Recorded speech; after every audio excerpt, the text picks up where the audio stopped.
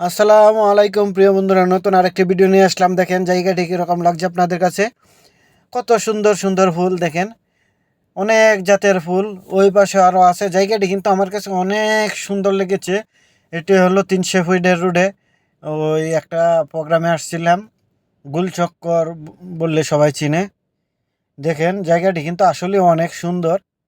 দেখেন এদিক দিয়ে বিশাল এরিয়া, ভিতরটাতে আসলে ঢুকে অনেক ভালো লাগলো।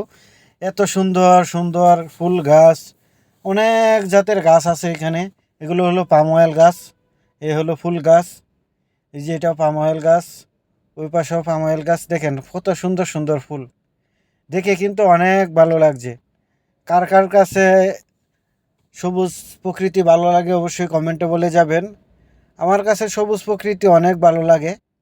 আমি যেদিকেই যাই দেখবেন, বিশেষ করে আমি সবুজ প্রকৃতির ভিডিও বেশি করি, এগুলোর ভিডিও বেশি দিই, কারণ এই যে সবুজ প্রকৃতিগুলো আমার অনেক ভালো লাগে। দেখেন চারিদিক দিয়ে শুধু সবুজ আর সবুজ, কত সুন্দর লাগছে।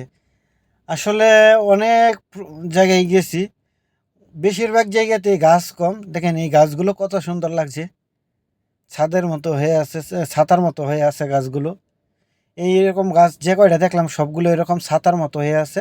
আসলে এটার নিচে বসে অনেকক্ষণ আড্ডা দিয়েছিলাম কিছু ড্রাইভারদের সাথে। তবে আমার অনেক ভালো লাগলো জায়গাটিতে যায়।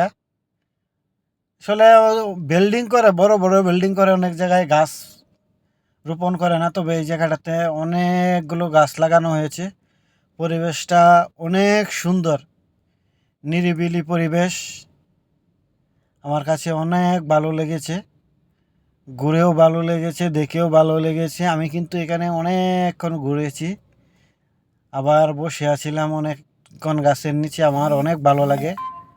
আসলে সবুজ প্রকৃতি দেখলে মন চাই সবুজ প্রকৃতির মাঝে হারিয়ে যেতে, অনেক ভালো লাগে আমার কাছে। কার কার কাছে ভালো লাগে সবুজ প্রকৃতি অবশ্যই কমেন্টের মাধ্যমে জানাই দিবেন। দেখেন এরিয়া কিন্তু বিশাল এরিয়া, আরও দেখাইলেও দেখাইতে পারতাম। ধন্যবাদ সবাই।